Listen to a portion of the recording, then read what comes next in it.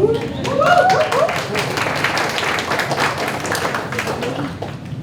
Hops are here. Good evening, Mr. Toscano. Thank you for having us. Board President Rosas and distinguished board members, for giving us this opportunity to showcase our campus, Harmony Elementary. At this time, I would like to introduce Cameron Trujillo to lead us in the opening prayer.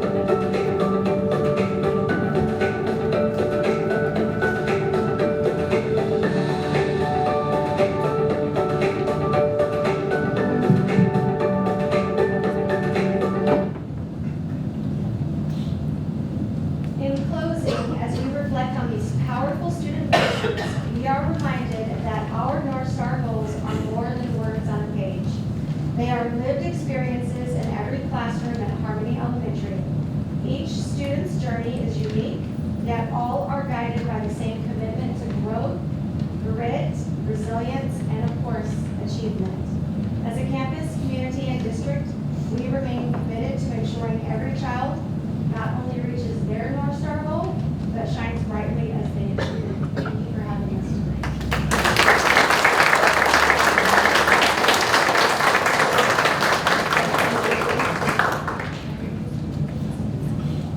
We have some special presentations right quick if you want to hang around for those. And I want to thank the kids for having North Star goals. The board is learning about that, and we're really proud that at your age you're already establishing your goals. So hats off to you. Very proud of you for that.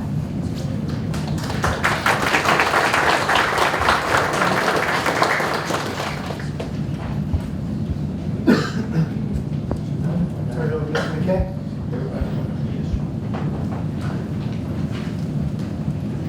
All right, first up from Salado Elementary School, we would like to call up Ariana Brown. Come on down, Mrs. Brown.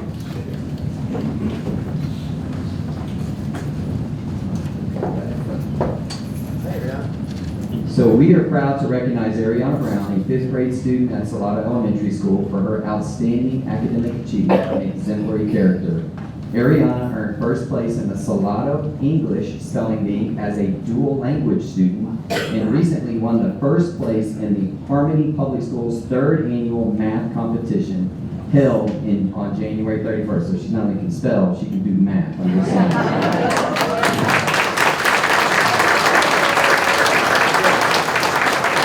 So what people may not know is this competition was open to all fifth graders across San Antonio, which included approximately 65 students. And her success in the English Spelling Bee now qualifies her to advance in the citywide level, where she will continue to represent Salado and ISD. Ariana has been a part of the dual language program since kindergarten, and her success reflects the years of perseverance, dedication, and hard work.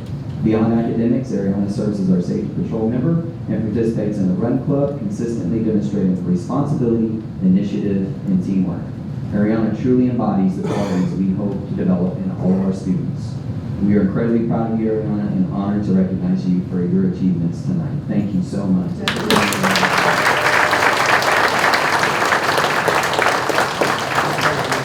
Her family and friends in the audience, so can we have any of her family please stand? Yeah, go ahead and stand.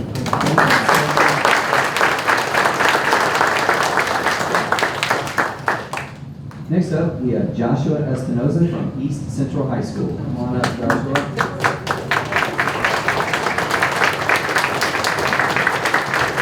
I was gonna say, you don't want to get into a debate with this guy. It is an honor to recognize Joshua Espinoza. A student has brought exceptional pride to our district through his historic achievement in academic debate. Joshua is the first East Central student ever to qualify for the UIL State Congress, earning this distinction by placing third at the UIL Regional Congressional Debate Meet in a highly competitive field that included some of the strongest debate programs in the greater San Antonio area. This success is the result of disciplined preparation, resilience, and true growth mindset. This week, Joshua will take the next step by competing in the National Speech and Debate Association's National Qualifying Tournament and pursuing a place at the National Championship in June. Joshua's accomplishments and the way he achieves them with a high degree of character and perseverance makes our entire district incredibly proud. Great job, Joshua.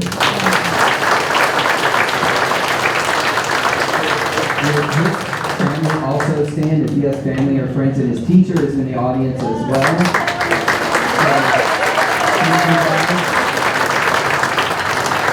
Thank you so much. Great job, Joshua.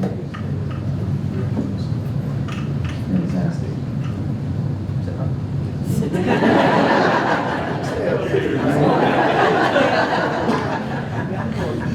On December 3rd, East Central Police Department responded to a medical emergency at Heritage Middle School. When Officer Embry arrived, he quickly determined the woman in the vehicle was in cardiac arrest and immediately called for assistance and began life-saving care. Officer Richardson arrived moments later and initiated CPR. At that same time, Heritage staff members Jude Pereda and Betty Vasquez retrieved and activated the AED, following its instructions without hesitation.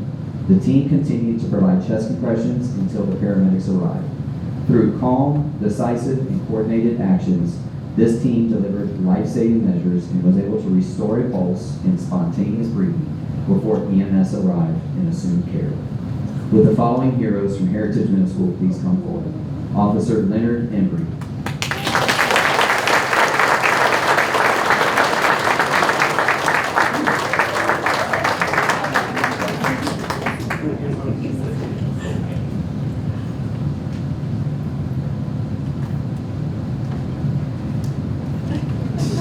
Stay on it. Stay on it. You're not in trouble.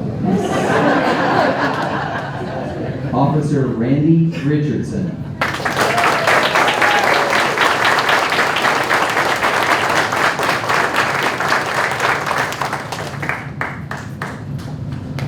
Heritage staff member Jude Pereira.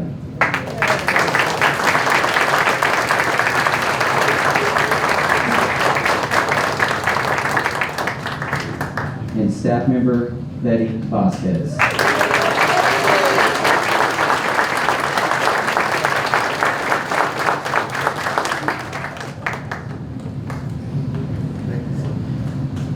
So stay up here together. We're not done.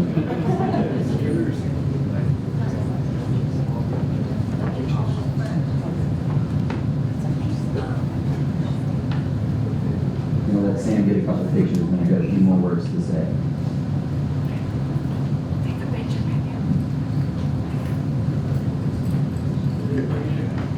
Good.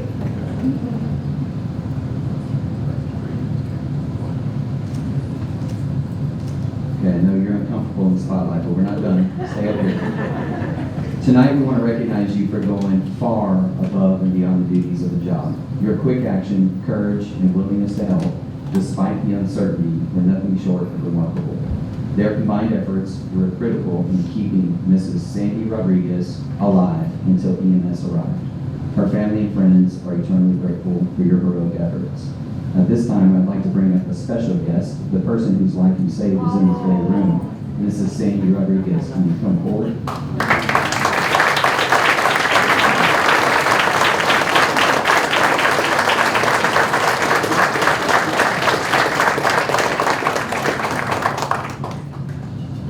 She is going to present you with a medal of courage and quick action.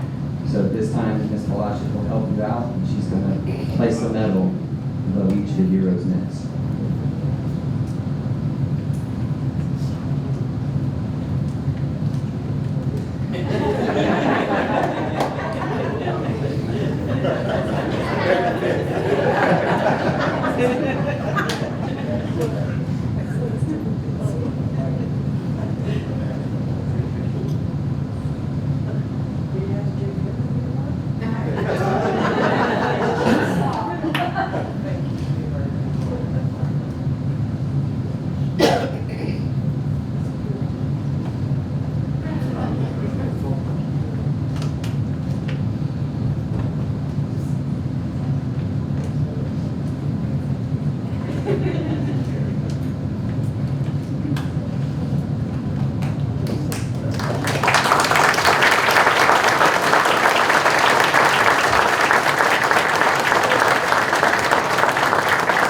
I think we want to get a picture with you in there. Is that okay? Like paparazzi. Right there.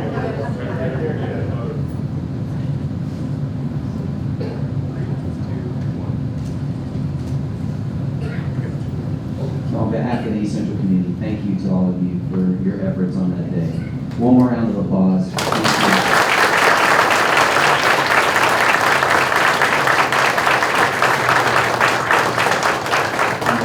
They brought family and friends with them. So if you're a family member or a friend of those that are up here that we recognize, can you stand so we can recognize you too? Thank you so much.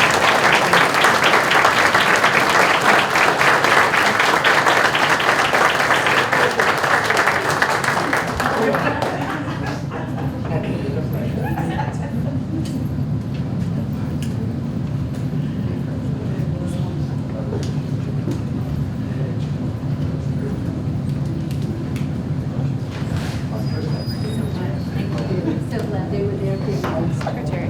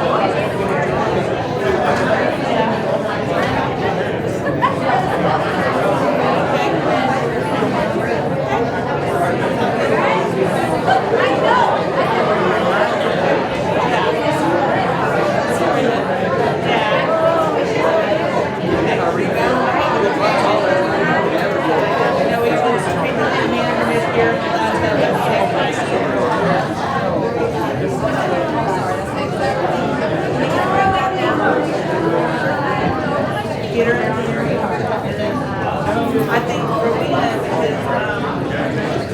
she's the one that has to do her marriage, so like she's, I think, a retired out here, so she will have a new person there too. She said she'll let us know last minute.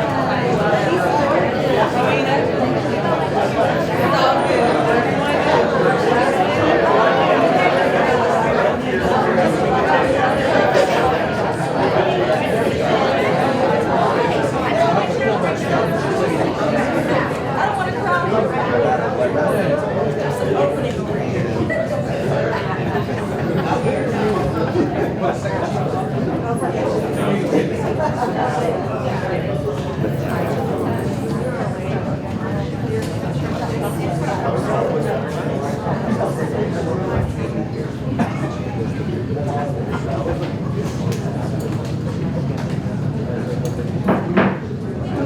Call the meeting back to order. We have one public speaker, Sarah Cornelius. Just have to read a couple of things right quick. I'll just go ahead and run out. No worries. I'm going to read a couple of things real quick. When addressing the presiding officer during the public forum, speaker's commentary must adhere to the following. Speakers signed up to speak about topics not on the agenda will be allowed to speak first. Speakers signed up to speak about agenda items may be approved and according to the agenda item. Speakers get 3 minutes. All comments shall be addressed to the presiding officer. Everyone must follow courtesy and respect. Speakers shall not employ profane or threatening language, nor shall they engage in personal attacks. The expectation of the message delivered by the speaker is done so in a constructive and collaborative purpose. The Board of Trustees requests that derogatory and defamatory statements and personal attacks on individuals be avoided. This is not the forum for specific parent, student, or employee complaints. Such complaints should be handled through the appropriate board policy. Please contact the personnel office for information regarding the filing of the complaint. If you're unable to resolve your complaint through grievance procedure, the board may hear that up to speakers who signed up to speak on specific agenda items must focus their comments on the posted agenda. Thank you. Thank you for the timer. I appreciate that. Good evening, members of the board, fellow community members. My name is Sarah Cornelius, and I'm a parent in the district. I have been since February of 2020, February fall, excuse me. I'm here to respectfully urge you to reconsider the restructuring and or elimination of our program facilitators and librarians for the next school year and beyond. As a parent who interacts regularly with these professionals and whose children have directly benefited from the incredible dedication from them, particularly at tradition and honor, I can tell you that these roles are a heartbeat of our school.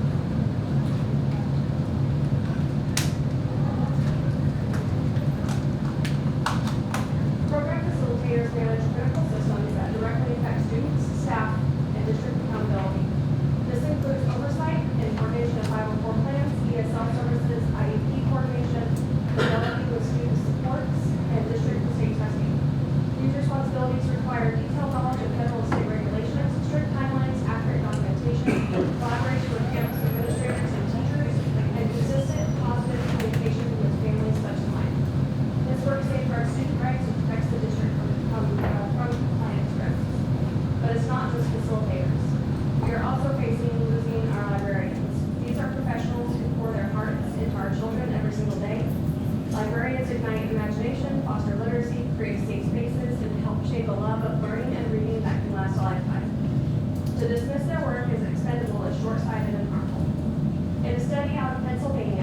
by RSL Research Group, when a full-time certified librarian is present, approximately 8% more students saw advanced reading scores in their state testing. That percentage rose to 9% when one part-time staff was added to support that full-time librarian. Meanwhile, those same studies show that losses of school librarians are associated with decreases or lack of substantial increases in those test scores. If you remove these positions, the responsibilities don't just disappear. The needs of these programs and the need for literacy support remain.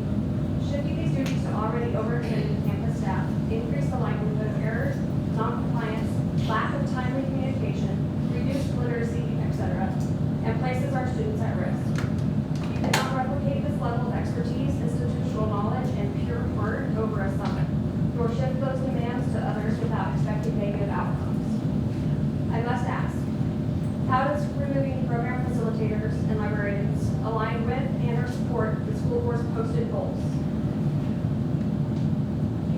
Preserving these roles isn't just about budget, it's about protecting the integrity of our programs. To truly invest in student literacy and student success is necessary to treat librarians and program facilitators as indispensable staff members. I have more, but my time is up. Thank you, I appreciate it. Thank you.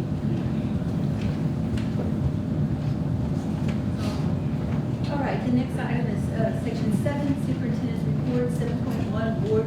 She wants to speak. Excuse me, sorry. I didn't know about this meeting until today, so I didn't get to sign up. Could I comment? Not if you're not signed up, unfortunately. I didn't find out. It was too late. Sorry. Could I comment? Not without being signed up on the board comments. It's about the East Central High School students that got suspended. One of them got expelled because of walking out and protesting, which is their right.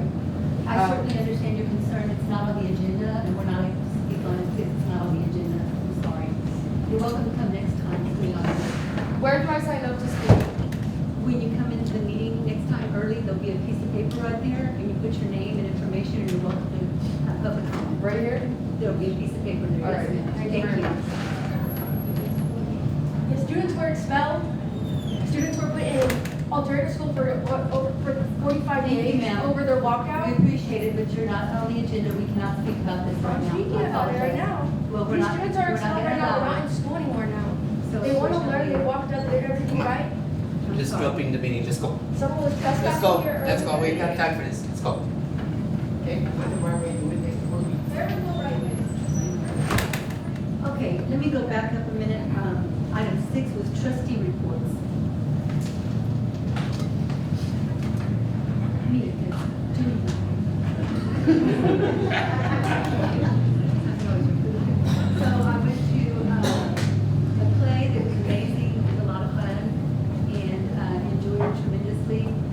Went up to the baseball breakfast, which was real nice, and I didn't eat all my pancakes, so Ginger said I didn't make a happy plate, but they were definitely good, and it was a great turnout. The guys were awesome. They enjoyed themselves, and so did we. So that's about it for now.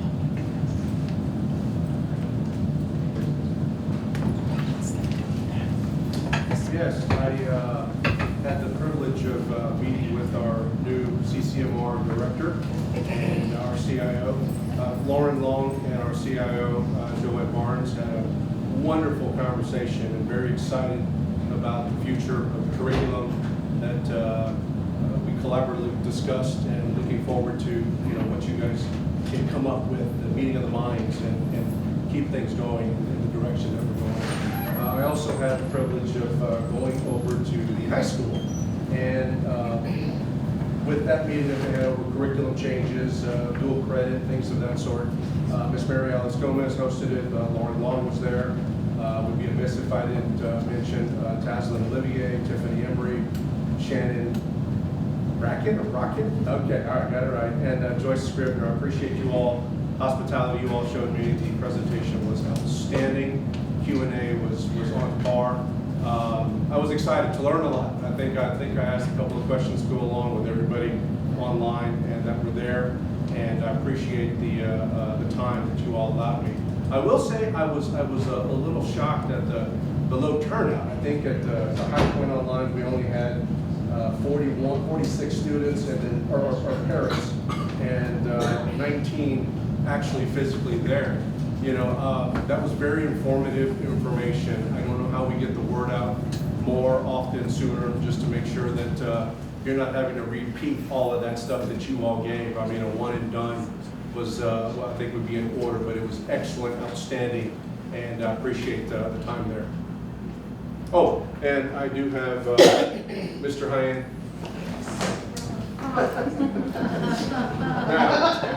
Now, I did promise a chess set. Purple has been quite challenging. It has been, and well, I don't. Okay. Because when I purchased this, it was this big. The picture, I'm like, that's it. Dang it, let's do it. And I get this, which is just under 10 inches. It's also great. It's custom. Everything is in here, and I make the promise that as soon as I get the right size, I will replace it. That's what you get. Thank you so much. I appreciate it.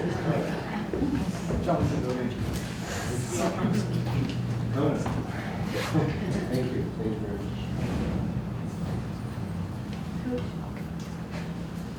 Okay, I attended chili cook-off, and it was very exciting, very cold, but I was invited to the chili cook-off, and great turnout from parents. I think they had a sport game that turned out real well. So I attended the baseball breakfast on this past Saturday, and it was well attended, and I understand we have a new baseball coach, so I got a chance to meet him.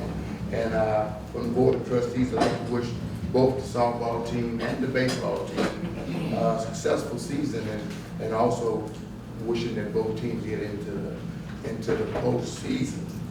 I would like to also congratulate the boys basketball team for making the postseason, and good luck to them in bi-district playoffs against United on Tuesday.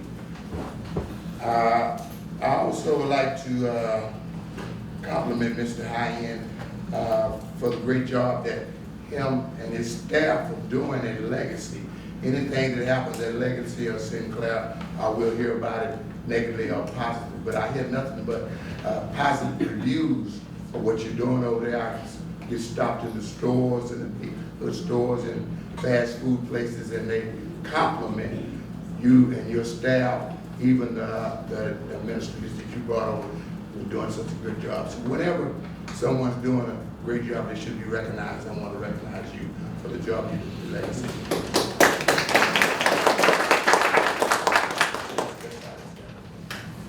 Oh, let me recognize Mrs. Brittany. I'm glad to see you back. I missed you, but I kept up with you, and I'm glad to see your presence in that, and bless you, and everything's going okay with you. Yeah. So I had a few things. Didn't have any pictures. I kind of copied Miss Jenner on social media, get that out there. But nonetheless, I had opportunity to go and go learn how to weld again. It's been about 30-something years. Mr. Crow was my teacher, so that dates me way back when. And did some welding back in high school. But I got a chance to go, and Mr. Jacob Kizler wanted to certify me, and I said, well, I took him up on that offer. I felt a little short. I had a little humble pie, but I had an awesome experience. Young man, Angel was his name, and he was instructing me on how to weld. A young man could weld, and was kind of critiquing, but he was real gentle on the critiquing. But I had a good time doing that and enjoyed myself, just getting around students and being able to learn from students is a pretty neat experience. Went to Region 20 grassroots and had some great time learning and advocating as well on the things that we were wanting to advocate as a Region 20. And then was blessed to win a $1,000 scholarship for our East Central, one of our East Central students, senior. So we'll come up with a plan on how we award that, but Tasby Energy donated that $1,000, so we'll see what it looks like and be able to present it to one of our students. And went Tuesday. Tuesday went to the boys soccer match. They had senior night, and that was an awesome experience game. That was back and forth. We went down 2-0, and the guys never gave up, and wound up tying 3-3. Just a challenging game. They played Judson, and they matched the energy and the excitement was there. Got a chance to see the JV scrimmage, the boys baseball at the same time, so kind of two birds with one stone. Get a good chance to go and talk to some folks, and great things are happening. So several other things, didn't write them down, it won't take much more time, but good times and excited about what's happening in our district.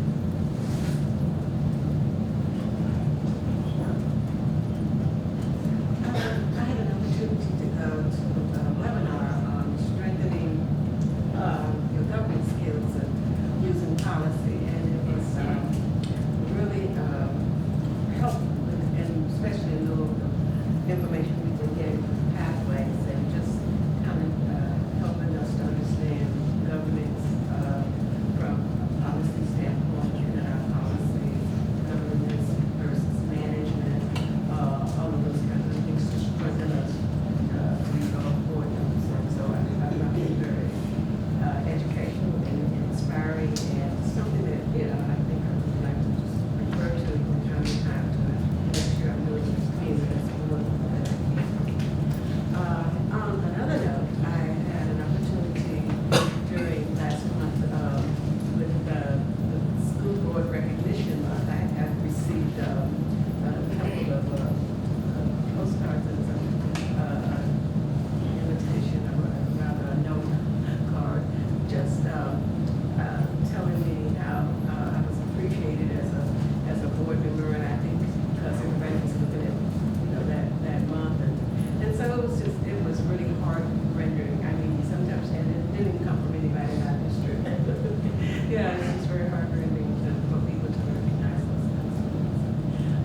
Also, and then Ginger's not here, Ginger and I attended Church Civil City Council meeting where they honored board members as well. So we took that information and thanked them on behalf of all of our board members here. It was very delightful that it was just a lot of celebration last month, and I was glad to be a part of some of that. Very nice. Thank y'all. Next item on the agenda is 7.1 board goals update. Connie? Yeah, call Tom and hold it up. As we do every month, in your package, you have the hard copy or follow along electronically. John and Hobart and the team. I think you nailed the one.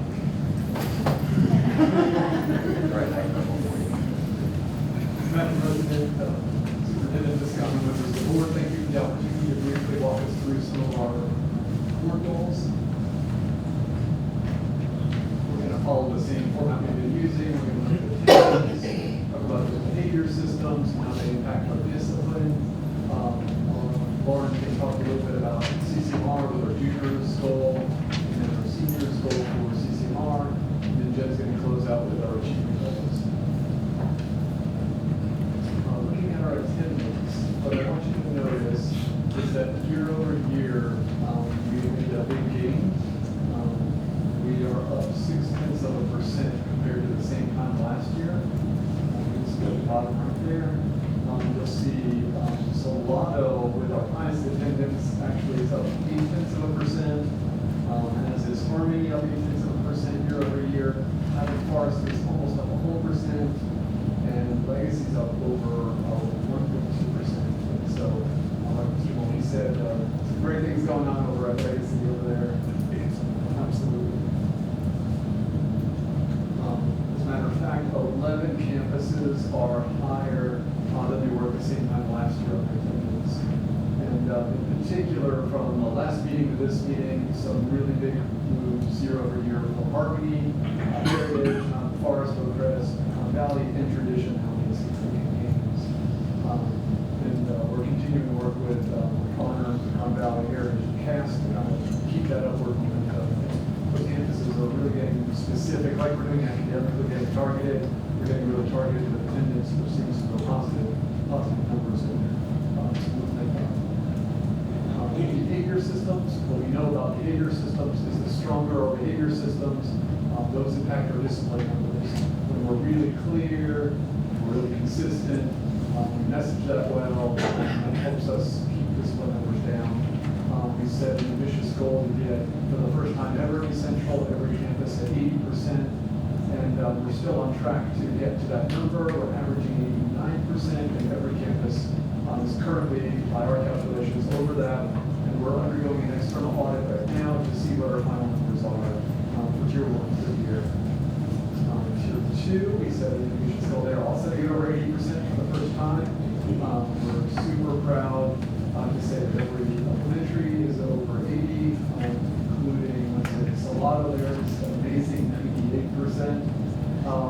And I don't believe we've ever had secondary campuses get over 80 on either one. And so looking there in Central High School, picked up a couple weeks ago at 80, we had a little celebration.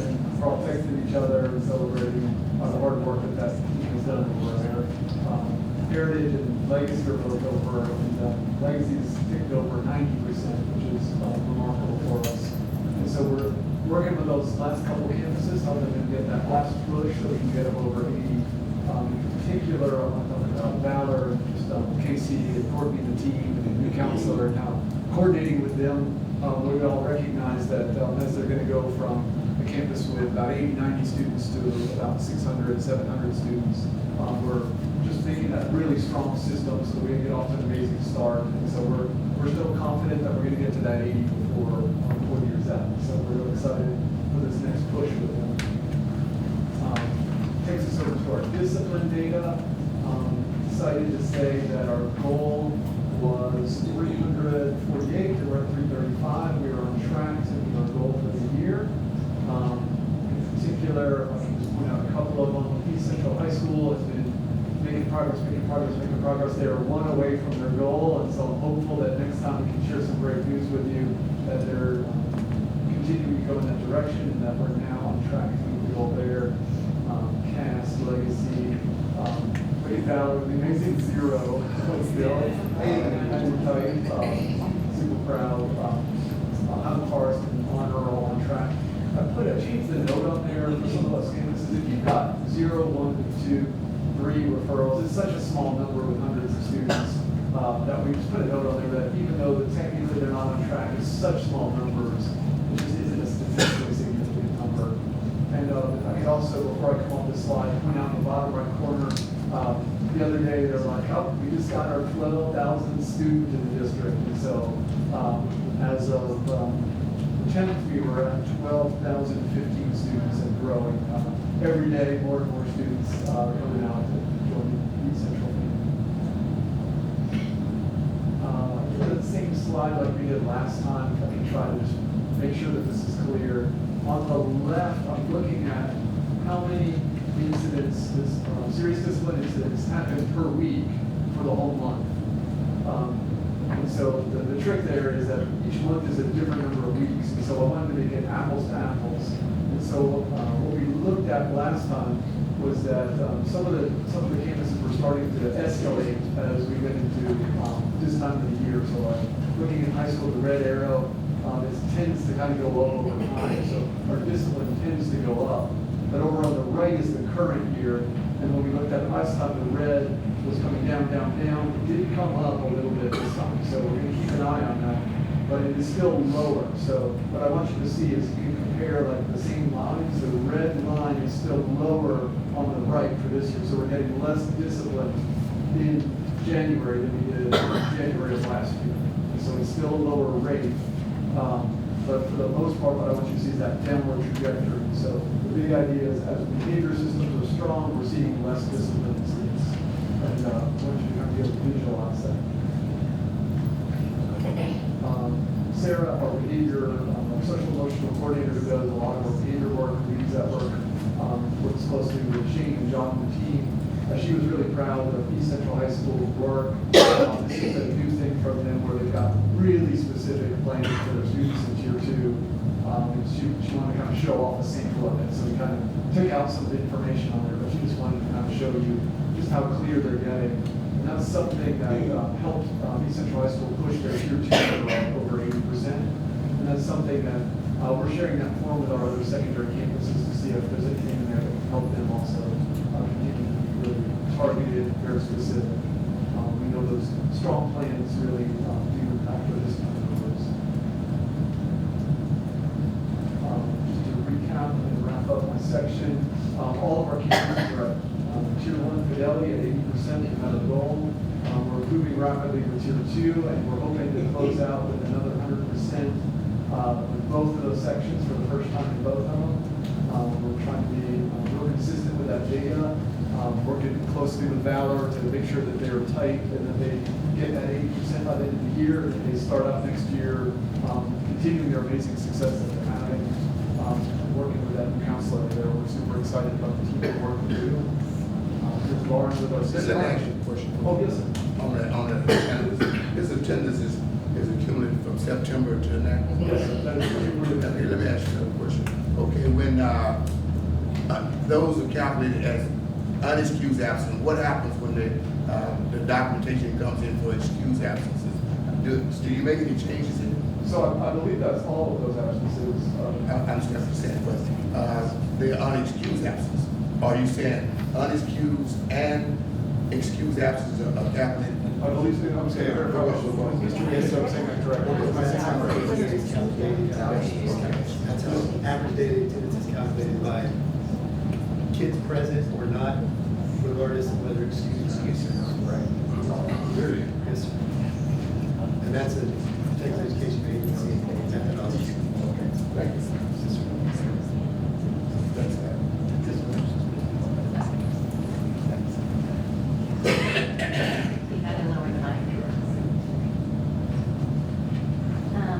Two goals surrounding CCMR. So on the left-hand side, you're going to see our junior goal. We would like to be at 46% by the end of this year. A gentle reminder that we do not see the majority of those results coming in until the spring semester. We have ACT on March 3rd, and then AP exams won't come until late in July. And then in regards to our senior goal on the right, we would like to be at 98% of both of our campuses. You'll see ECHS is still ticking up. They are 5% of where they were this time last year. So we're seeing great growth there. And then CAS Lead is at 97%. They have one student that they're tracking down right now, working with, that still needs to focus on the business part. So that one kid that was getting it. And that's me. All right, so we're gonna talk about some student achievement and growth data. And what I hope that you guys will see tonight is that although we've not met our ambitious achievement goal, we are growing towards that goal at a rate that we've never seen before in the CIC. And just a reminder, we set a very aspirational goal, those 5 core goals, where we want to be in 2030. So high, in fact, that if we reach that goal, we're surpassing the entire state of Texas and reaching where we're currently at right now. So very aspirational goals, we're getting there. Last time I brought you CFA data, which is kind of like in math, maybe they took a fraction assessment. Today, I'm bringing you map data. So map data we take beginning of the year, middle of the year, end of the year, reading and math. And although you'll see the interim data in there, what I want you to really look at is the difference between the BOY map and the MOY map, because that's really comparing the same data set. So it's like apples to apples. So what you'll see in 3rd grade is we have the goal of 43% of our students at meets. Remember, meets is not passing, it's one level higher than passing, that's approaches. So 43% at meets. We have 4 campuses that have improved their achievement goal from the beginning of the year, and we have 3 that are already over the end of year goal in 3rd grade math. In 3rd grade reading, 44% is our goal for meets. We have 7 instances where we have improved since the beginning of the year, and 3 cases where we are already above the year goal. 5th grade reading, goal is 48%. Every single measure is above where they started at the beginning of the year, and we have 2 that are at or over their end of year goal. 5th grade reading, our goal is 57%. 47%. We have 7 that have made progress from the beginning of the year and 1 that's over the goal. Looking at 8th grade algebra, our goal is to be at 44%. Everyone has shown improvement since the beginning of the year, and we've got 1 already meeting and exceeding the end of year goal. So now we're going to talk about growth. So all this data that I talked about before this was achievement. Like, did I get an 85 on the test? The next set of data is growth. So what every one of these tests measures where a student's currently at, and then it gives them a prediction of where they should grow by the end of the year. So if I was at a 92, I should be at a 98. If I was at a 42, I should be at a 52. It's different for every single student in every case. So I'm going to show you what the growth looks like. So what you see here is the 5 core goals. That second column says 24-25. That was the percentage of students that met their growth goal from the beginning of the year to the middle of the year last year. That third column where it says 25-26 is the percentage of students this year that met that goal from beginning of the year to middle of the year. The last column represents the change that we've seen. And what you notice in every single area that we're measuring, we saw a positive change, upwards of 26% in Algebra 1. So although we're not at the achievement goal yet, we've never seen gains like this in growth in these areas. And if you want to look at that by campus, you can see it by campus for reading and for math.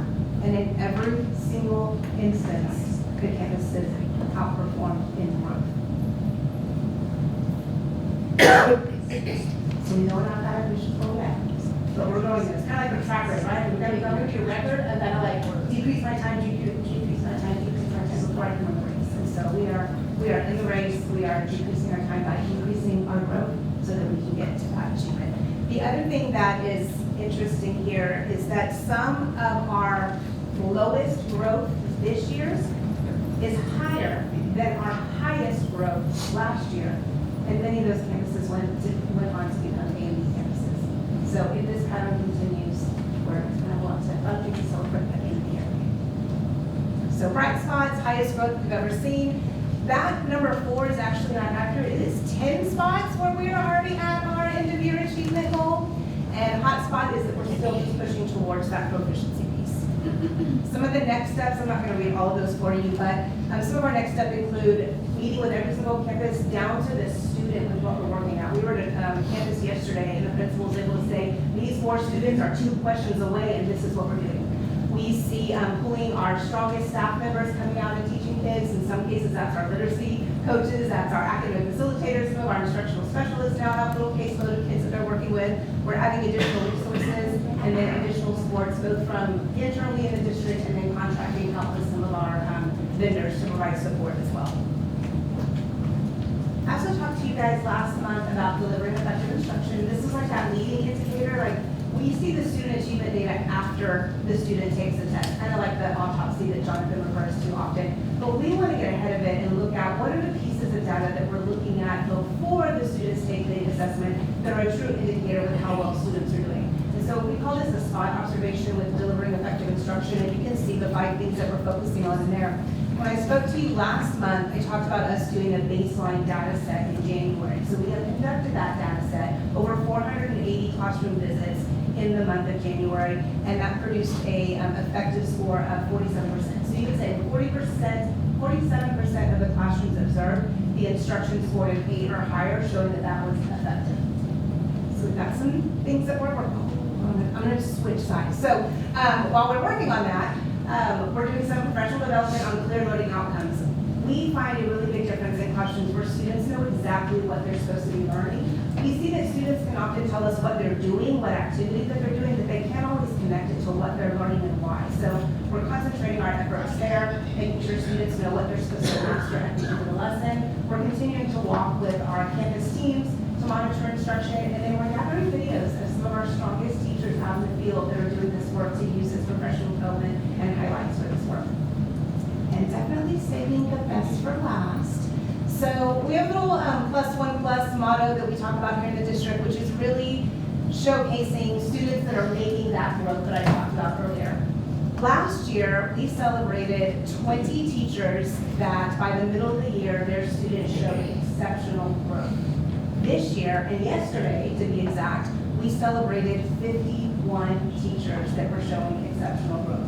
We were able to give all of their students stickers. They're so excited. Like even middle school kids like the sticker, right? The teachers got lapel pins. They got signs. Some of them are already hanging up outside of their classroom, just saying Legacy posted a video about it. So they're there. And then we have 4 outstanding teachers where this is their 3rd year in a row that their students show that exceptional growth. So they got some flowers and balloons as well. So very exciting to be this well. Thank you so much.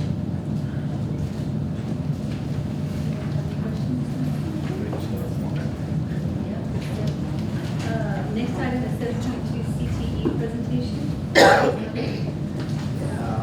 it back over to Lauren. In your electronic packet, you have a copy of the deck, and in your miscellaneous packet, you also have a hard copy. So Lauren Ramon is going to give us an overview of our CTE program as her first time position of director of CTE, conducting this presentation in celebration of CTE recognition of what is it? CTE? CTE Appreciation Month. yes. Appreciation. So the heart. So we've chosen to not only appreciate CTE during this month, but provide the board with, and the community with a really nice overview of our programming, and even some measures of kind of some progress that we're seeing and what we anticipate. So, Lauren, I'll turn it over to you and the team. Yes. All right. Thank you very much. Good evening, Mr. Toscano, President Presses, and members of the board. First, I would like to point out that you should have a bag of goodies. Those are student-made. There's a couple of things inside, so please, as you're looking through those tonight, know that those were made by the hands of wonderful students in our district. February is National Career and Technical Education Month, a time when school districts across the country celebrate the students, educators, and programs that prepare them for high-wage, high-demand careers. East Central CTE is more than a collection of courses. It's a pathway to opportunity. Through hands-on learning, industry partnerships, and real-world experiences, our students are gaining the skills, confidence, and certifications needed to succeed beyond high school. This evening, I'm proud to showcase the impact of our CTE programs through data and, more importantly, the voices of our students and staff here. What is CTE? CTE connects classroom learning to real-world skills through hands-on instruction, certifications, and college credit opportunities. The students will gain a clear pathway to life beyond high school. I really wanted to take an opportunity to show you the growth we've seen over the last 4 years in CTE. In 21-22, we had 37 students earn an industry-based certification directly aligned to their goals after high school. Last year, we had over 431 students. This is a huge key measure of our students' success and the impact that teachers are making in the classroom every day. And you might wonder, what are they earning them in? So this is just an overview of last year's certifications.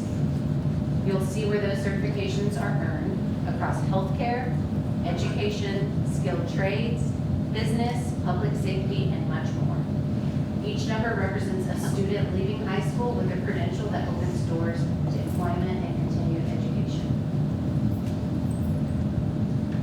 One way we expand certification opportunities is through our P-TECH program. P-TECH allows students to earn industry credentials and college credit while gaining hands-on experience in high-demand healthcare and wellness careers, to include CNA, certified nursing, CMA, certified medical, pharmacy technician, and exercise wellness. To hear the impact firsthand, it's my pleasure to introduce Giselle Bell, who will share her experiences in the P-TECH program. Go Giselle! Good evening. Okay. Good evening, everyone. Hello, my name is Giselle Bell. Okay. My name is Giselle Bell, and I'm proud to be a part of P-TECH, the P-TECH program. My chosen pathway is CMA, which stands for Certified Medical Assistant. I have selected this pathway because it gives me the opportunity to explore different areas and perspectives within the medical field. This experience is special to me because it gives me, oh my goodness, I'm so sorry. It is important to me because it is helping me achieve my long-term goal of X-ray technician, or being an X-ray technician. Being in the P-Tech program has allowed me to take medical and dual credit courses that have helped me build a strong foundation for my future. Some of the courses that I have taken include medical terminology, anatomy, dual credit bio, and intro to X-ray. Through these classes, I have gained valuable knowledge and hands-on experience that have prepared me for the next step in my journey. Currently, I have earned 34 hours of college credit, and I am on track to receive my associate's degree in science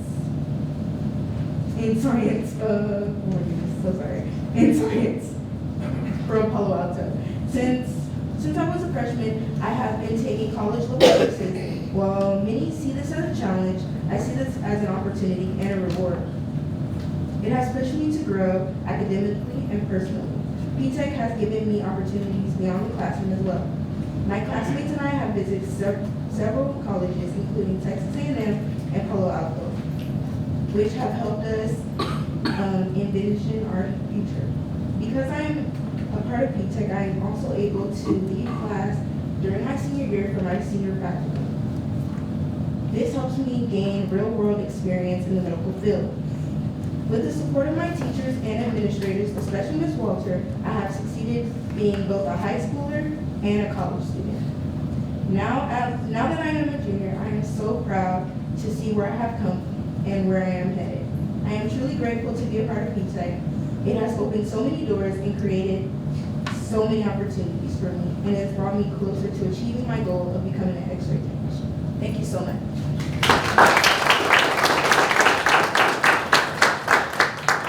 Thank you, Giselle. I do want to point out that she is a current junior, and she is one of 37 students that are on their track to complete their associate's degree next year as our first P-Tech cohort. In addition to healthcare, we also have many others that I do want to recognize are creative and digital industries. I'm lucky enough to have Mr. McGinnis join me today and one of his magnificent students. The Digital Communications Pathway helps develop skills in graphic design, video production, and digital media using industry tools and standards. To help share the experience, I have brought Salida Vasquez here.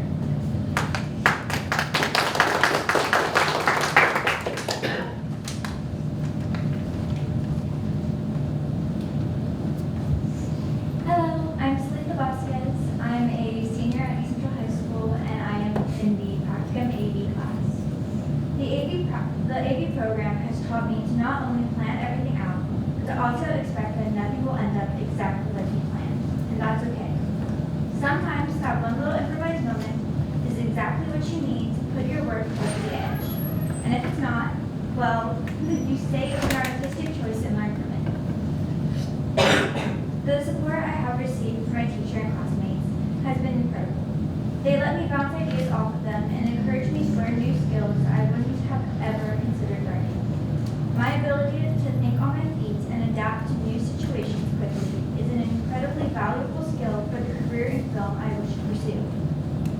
Working in an environment that acts as a real-world counterpart for my future career has helped me tremendously. Thank you. Thank you, Steve. In addition to pathways like digital communications, ECISD offers Castle High School, a career-themed campus designed to prepare students for leadership and management roles in some of our fastest-growing industries.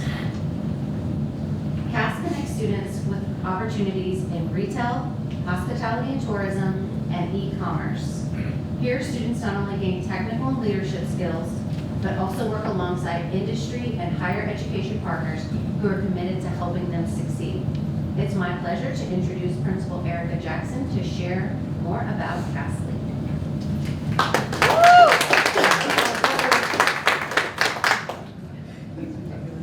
I am standing on behalf of the students, and I'll explain a little bit more why. Good evening, everyone. I want to take a moment to highlight two very incredible opportunities that showcase the excellence and real-world impact happening here in Castle. First, our hospitality internships with Marriott River Center and Hotel Contessa. These internships are more than just work experiences. They are career launching opportunities. Our students are gaining hands-on experience in customer service, operations, event planning, and students are gaining leadership inside of one of the most respected hospitality brands in the world. They are learning what professionalism looks like, how teamwork drives success, and how attention to detail creates unforgettable guest experiences. This partnership reflects exactly what we stand for, connecting classroom learning to real-world application. Our students aren't just studying hospitality, they're living it. They're building resumes, developing confidence, and proving that they're ready to lead in high-demand industries. As of today, we have a total of 8 students out of our group of 2 graduate classes, so about 60 kids, have actually earned their launchpad job with one of the hotels while they attend school and continue to lead the way. At the same time, we're very incredibly proud of our DECA students. Part of the reason why they're not here today is they left for Dallas a little while later. Who will be representing Cass Lead at the state competition today and tomorrow in Dallas, Texas. Qualifying for state is no small accomplishment. Through DECA E, our students have demonstrated excellence in marketing, finance, hospitality, and business management. They put in hours of preparation, studying case studies, practicing presentations, sharpening their problem-solving skills, and pushing themselves to compete at the very highest level. This week, they will compete against some of the best students in Texas. But what makes us proud isn't just that they're competing, it's how that they prepared, how they've grown, and how they represent Cass Lead with professionalism and integrity. Whether through internships at the Marriott or competing at the state level with DECA, our students are showing what's possible when opportunity meets preparation through CTE. Let's wish our state qualifiers the very best luck in Dallas and continue supporting the partnerships and programs that open doors for our students every single day.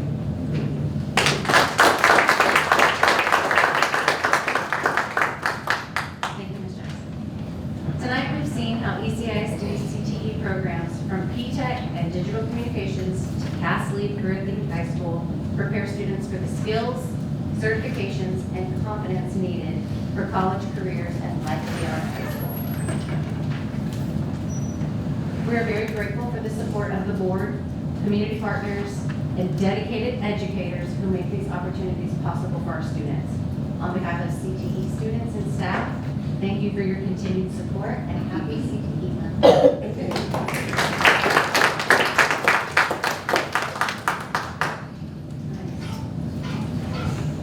Next item is 7.3 personnel report. Mr. Chief. Yep, trustee, personnel report is in your electronic packet. Feel free to reach out to me if you need additional information.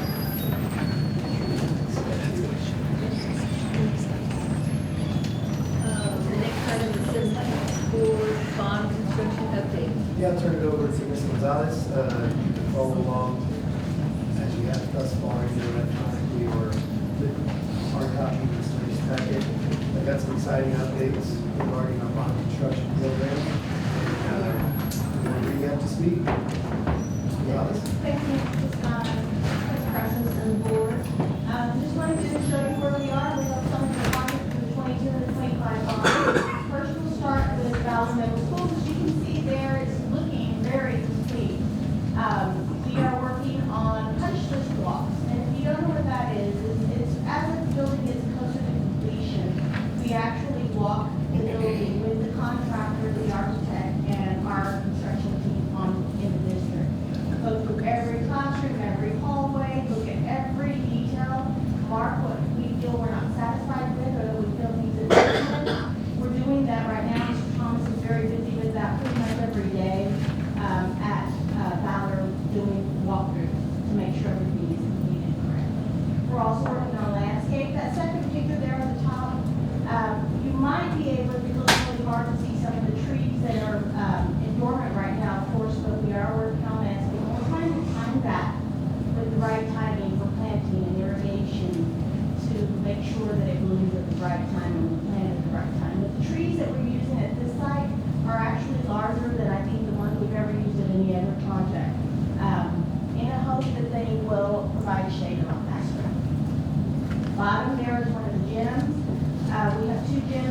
just like the other middle schools, and it will be comparable to our, to Legacy and Heritage. With some of the savings from the 22 bond, Mr. Toscano has just recently approved that we're going to do some upgrades at Legacy to make sure that their gyms are also victory. Before you take up, I have a couple of questions on back on that punch list. You talked about Mr. Thomas, but who else is doing that? Do we have like a third party inspector? We have several people that also work in the maintenance department. When it's with HVAC or electrical, our foreman and project leads from the maintenance department is involved with those. We also have some of our electricians, whoever the trade is, they attend with them. Thank you. Yeah, and that's again along with the architect, GC, and yeah, so everybody, including our specialists, in the trades and walking those projects to make sure we don't miss anything. Right, general contractors teams are on site every day, as well as some of our architects are located. If it has to do, we're looking specifically at the interior, our architect concentrates on that, will be with us. We're looking at landscaping, that will be with us. Yes, sir. So I appreciate that. And then the next thing that I have is, it's been a while since I had an opportunity to go and see, and I see some amazing things happening there. I was approached by a parent, and they asked a question about the backstop. Do we have any plans on making a At backstop? tennis courts? Not tennis court, but like a backstop, like for baseball, for kickball. Oh, okay, so when I think of that stuff, I think of tennis and golf tennis. So you mean for out in the field Yes, area? Right now, we have not, we have not thought about that, putting a backstop for an outdoor field of any type. Might be something that we can So, consider. so thank you, baseball, because that's the time of season. You have opportunities for, I know we don't have a baseball team in junior high, but you get some recreation opportunities to feed into the program, because I know that's how other districts. Exactly. So just a thought and just a question that I wanted, I assured them that I'd bring it up as a question, so. Feeder programs are always very important to us. You know, we want to establish those skills as early as we can, so it's definitely something we should look into. And backstops, maybe it's lazy where they won't run. Oh. Or you can look at it on the other side, as protection, that you don't knock somebody out. We want them to get the exercise. Okay, next slide. Victory Elementary School. You can see here, this was on a foggy day. I apologize, the picture is not as quality as we typically present, but we wanted to give you an update as to the campus's completeness. So you can see the entire campus there from the aerial side. You can see here we're doing the polished concrete on the inside. The kitchen equipment has been installed. Ceiling grids are also being installed and outfitted, and the millwork. Millwork at this campus predominantly is around the front office. The classrooms, the teachers all have a closet touch and a little bit of shelving in their classrooms. So all of that is being done here recently. You see the polished floors there, and you can see one of the hallways where the ceiling grids are being installed. If you drive out to this area, you'll notice Hickory Ridge, more recently, the developer in that area has started development of homes closer to the school site. So they're probably, before we open, there might be some kids who may be walking into the Elementary number 10. You can see here, moving very quickly. The building footprint is down. The top right picture there is some of the piers that are being installed, and the lower one is the mud slab, the crawl space underneath the campus. This campus has a suspended slab, so they're working on all the foundation of this campus. If you drive by there, it is a major attraction. There are signs out there that describe it as one of our schools. It's really going up pretty quick. Our timeline on this, we're on time, thank you Jesus, with the permitting. High School 2, we have some of our friends that have been helping us here with High School 2, our project management team, our general contractor, Bartlett Cock, I don't see them, oh, they're there. You'll have some other items later on your agenda to approve that we talked about at the planning meeting. going very quickly. Site work and excavation is going on. The building pad is beginning, and there is a sign. We've gotten a lot of community curiosity going out as to what's going on at that area, what are they building? And so DC has put out a construction sign to advertise that it is one of our campuses. The transportation facility, now if you drive by 87 and look at this site, you'll see it's so much more further along than this. This picture was taken just 2 weeks ago. So again, now you see trucks everywhere, things coming out of the ground. So these pictures don't really do it justice, but we did want to show you the stormwater sewer pipes are going in, the building pad is starting, and we did put the back fence in. Oops, sorry, went by a little fast. The back fencing is a decorative concrete wall. I think we talked a little bit about that last time, so just wanted to mention that it is in. Any questions? Anybody? Thank you so much. Okay, the next item is upcoming events. Mr. Chistano? Yeah, a couple of things to point out, February, March. First in February, we have a special meeting next week on the 26th, 5 p.m. here. And there's one agenda item, mid-year update, mid-year review, some of the formative evaluation of the superintendent. And then also on the 21st, several of you have RSVP'd for, along with myself, the JROTC military ball at the East Central Cafeteria at 6 p.m. This Saturday. In March, just to call your attention to spring breaks, the week of the 9th. Your next board work session is on the 19th at 5 p.m. And then your next regular meeting is on the 26th at 6:30. And then lastly, on the 28th of next month, this year's annual School Foundation Gala is at 6 p.m. This year is at the Conference Center. So a different venue. And so if you need more information about that, let me know and we'll be sure to get you details. What date is that on? It is on the 29th. 28th. March 28th. It's a Saturday. Doors open at 6 p.m. And again, it's at the Norris Conference Center.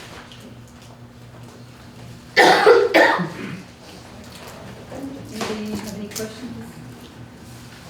All right. The next section we have is the consent agenda. Does anyone have anything they'd like to pull from the consent agenda? There's one.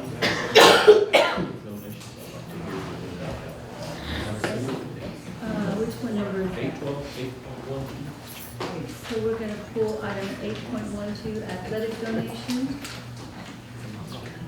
Yeah, so we have a community member by the name of John Flores who submitted a recommendation for the East Central ISD athletic program to be considered for a Body Armor Fall Football Promotion Award. And as a result of his recommendation and the completion of the process, the Body Armor organization awarded the Central ISD Athletic Department $5,000. And those dollars, given that they exceed the $5,000 limit, our board policy board has to accept that donation. We'll be working, should the board accept this, the board will be working with the athletic department to build a budget to utilize those funds to enhance the opportunities for kids and programs that benefit from the $5,000 donation. Thank you. Madam President, I recommend board approval of accepting the donation of $5,000 from the Body Armor Football Promotion as presented. I have a recommendation from the superintendent. Do I have a motion? I have a motion by Mr. Crosco. Do I have a second? Second. Second by Mr. Gerhart. All those in favor, raise your hand. Motion passes. If there's not anything else on the consent agenda that needs to be pulled, do I have a motion to accept the consent agenda as presented? I have a motion from Mr. Carrasco. Do I have a second? Second from Mr. Wilkie. All those in favor, raise your hand. Motion